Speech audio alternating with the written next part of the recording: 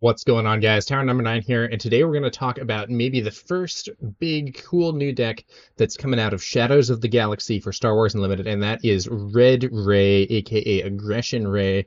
Let's get right into it. So, this is an exciting new deck for set 2. There's a lot of experimenting with new decks going on with Shadows of the Galaxy just having come out, but one deck that I think has risen to the top pretty quickly is Red Rey. So, this is a very cool new mid-range composition, and basically against aggro you're going to try to be the control, and you have a lot of healing to try to buy yourself some time, hold them off, defeat their units broadly with unit combat, and get control of the game. And if you're playing against a control deck, you're going to switch game plans, and instead of focusing on healing and unit combat and stuff, you're instead going to try to use hand destruction cards to make it so that your opponent just has a substantial card disadvantage against you, doesn't have very many options, and you can attack their base and win with your own units.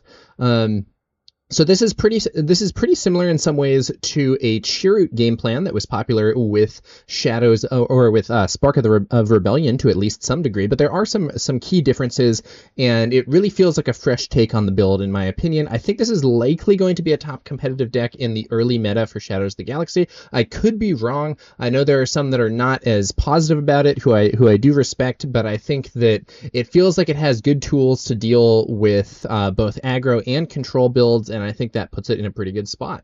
So let's take a look at Rey's leader card. This is Rey More Than a Scavenger. So on her leader side, she has an action for 1 resource and exhaust. Give an experience token to a unit with 2 or less power. This does count buffs and debuffs. So if your opponent has debuffed your unit and it temporarily has 2 or less power, you can use Rey's ability to buff it. Conversely, if you've buffed it and it temporarily has more power, you could not necessarily use Rey's ability at that time.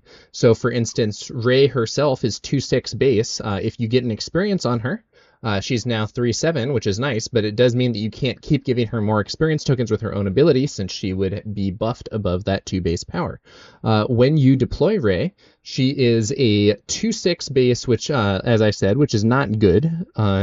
But on attack, you may give an experience token to a unit with 2 or less power. It doesn't say another unit. So a very common play pattern is going to be deploying Rey, and then when you attack with her, giving herself an experience. So now she's essentially a 3/7, and this occurs before the attack goes off. So she's going to buff herself to a 3/7 and then hit for 3. She also has Restore 3, which is excellent. Healing 3 damage from your base with each attack can be huge against those aggro decks and really helps her buy some time, though she does deploy on 6 resources, so you'll have to get there. And overall, I think she's an interesting leader. Her leader unit side is not that efficient stat-wise, but Restore 3 can be a really big deal, and she does have the powerful Force trait, whereas her leader side has a very relevant ability, in my opinion, and it makes a lot of cards that would otherwise be more marginal or just like decent but not great, it makes them a lot better. So now we're going to take a look here at the deck, my version of it at least. So this is a testing version, and I've been making changes to it. But basically we have Force Throw, which is both a hand destruction card and can be some removal. We have 12 2-drops, which is a pretty standard number. 6 of those are in space, 6 of those are on the ground, and all of these 2-drops are units that are eligible to be buffed by Rey's ability. So if you don't have a great 3-drop play, but you have a bunch of 2-drops, you could play them, buff 1, attack, maybe play another 2-drop, do something like that, put some cool plays together that way. We have Yoda, and so Yoda has the Force trait and has Restore 2. He also has some card advantage, and again, he can be buffed by Rey, buff him up to a 3/5 to make up for his weak stats for cost. We have 2 3-cost Sentinels, 1 for space and 1 for ground. That's the Concord Dawn Interceptors and the Village Protectors. Once again, both buffable by Rey. We have Cassian Andor, who's both a very efficient unit on stats and can also be smuggled out later in the game and come into play ready. Disabling Fangfighter there to counter some potential upgrades from the opponent. We have K2 and Kanan at the 4-cost slot. So Kanan has some healing, does provide the Force trait trait as well. I'm not a huge Kanan fan, but I think there's a good argument for him here. K2 is not probably something you're going to want to play against aggro, but he is a very relevant card when you're the aggressor against a control build, either doing extra damage or removing cards in their hand. We have Pillage to discard cards in their hand directly, Poe Dameron, who's a strong 5-drop, Rival's Fall, which is a good removal card against some of the bigger targets that you might struggle to deal with, and Luke Skywalker Jedi Knight. Overall, I think this is a pretty cool deck, and then we have some sideboard options to make us stronger against aggro with Devotion and Open Fire, and also some sideboard options against control with Cripple Authority and Forced Surrender to offer us some more hand destruction cards. And we are playing Tarkin Town as the base. So against aggro, the strategy, which I went over a bit before, is healing and unit combat. So Rey's ability lets you turn some of those kind of weaker restore units into good fighters. You know, that restored Arc 170 is a 2/3, which isn't terrible, but using Rey's ability on it makes it a 3/4, and now you can take out an enemy ship, remain alive, and provide that healing against other early space units. Your opponent will likely have to engage some of your restore units, or else the restore will be insurmountable, and that buys you some time. So for instance, when I'm playing aggro, Yoda is not really something you can afford to leave on the table most of the time. So if your opponent's attacking Yoda, they're not attacking your base, and if they're not attacking Yoda, Yoda's healing you up. Rey herself is huge for healing if they don't deal with her, and then you have cheap Sentinel units in both the space and ground arena to create obstacles.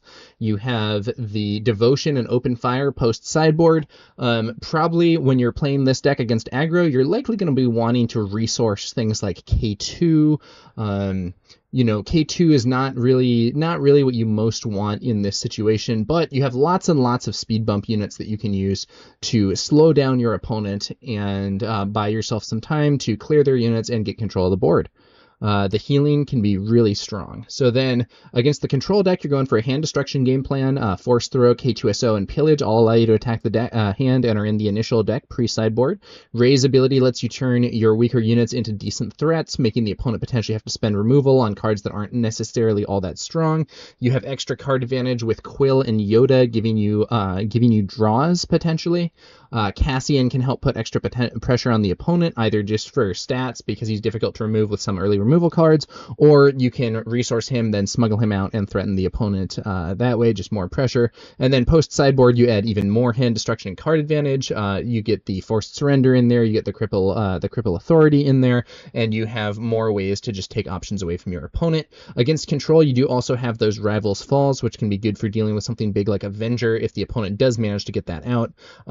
And when you're resourcing against control, you know, you have some units that are kind of defensive, so like Conquered Dawn, you know, Kanan maybe, depending on the situation. Kanan does swing for 4, which is nice, but he's also, you know, he also just dies to take down or whatever, so it sort of depends. But Concord Dawn, you know, probably not what you want since it's not an aggressive unit at all, only swings for 1. The Village Protectors also might well be bad depending on what your opponent has in terms of ambush and stuff.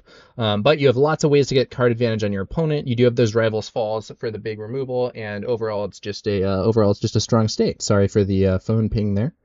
So why play Rey over Chirrut? So this style, but with Chirrut, was once a decent deck. I would say it's like B tier, tier 1.5, and I think that Rival's Fall has made the buff Chirrut game plan look worse. So Chirrut had kind of a Voltron style thing that he could do, where you keep piling upgrades on him, even if the opponent does enough damage to defeat him, he's not immediately defeated. Then you have the opportunity to heal him or put more upgrades on him to keep him alive. Could be really annoying for the opponent, but Rival's Fall just kills him outright, and that's really bad. Now, is everyone going to be playing Rival's Fall? No. Is the deck completely reliant on Chirrut Voltron? No.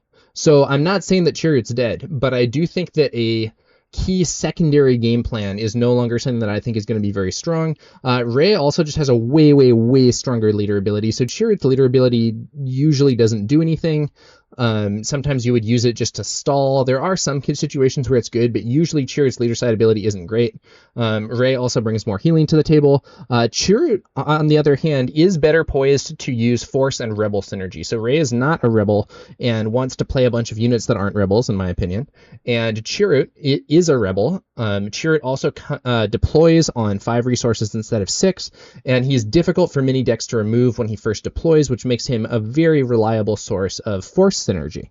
So it might be interesting to try this style of build with Chirrut instead and see if the new hand destruction cards and stuff like that have amped that up. I'm not counting him out completely, but I think Rey has some cool new moves, and I really like the amount of healing that she provides, which I think can be very solid against some of the more aggro decks in particular.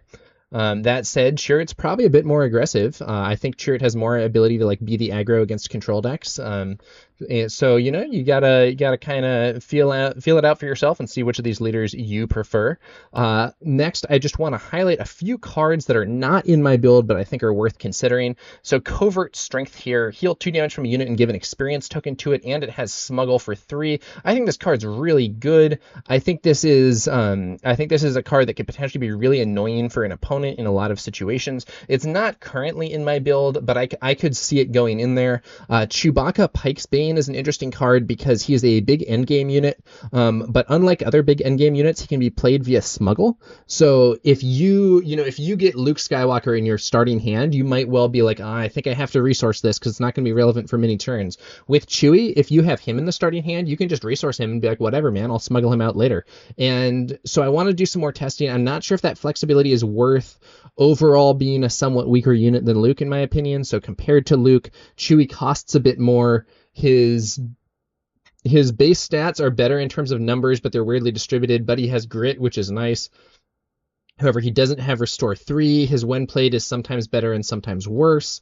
Overall, I would say they're similar, but Chewie costs more, so I would tend to say that Luke is likely better, but it's possible this Smuggle aspect is going to be a big advantage. And then on the right here, we have the Follower of the Way. This is a unit that gets a buff when it's upgraded. The problem is that the result of that is a unit that's like a bit above curve. It's not necessarily dramatic enough to be worth being conditional, but Rey can upgrade it extremely reliably, and I think it's possible that there's like a nice Rey Mandalorian synergy deck. It would end up being a little bit different than this one, but I think it's possible that there's something there, and could be quite interesting overall.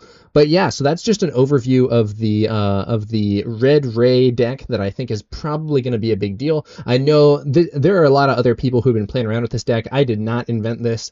I think it's a cool build, and I've been playing it and having a good time and having some pretty good results with it. But I do think that there's definitely more to be done. However, I just wanted to get this out there and show you guys some of the new stuff that people are playing around with for Shadows of the Galaxy. I will have a link to my version of the deck in the video description below if you want to check it out yourself. But yeah, that's gonna about do it. What do you think about this? Do you think this is a good deck? Do you think that I'm crazy? Do you think that Chirrut does it better? I'd be interested to hear from you in the comments below. But other than that, I think that's about it. And thanks for watching. We'll be back later with some more Star Wars Unlimited content. I will catch you guys later.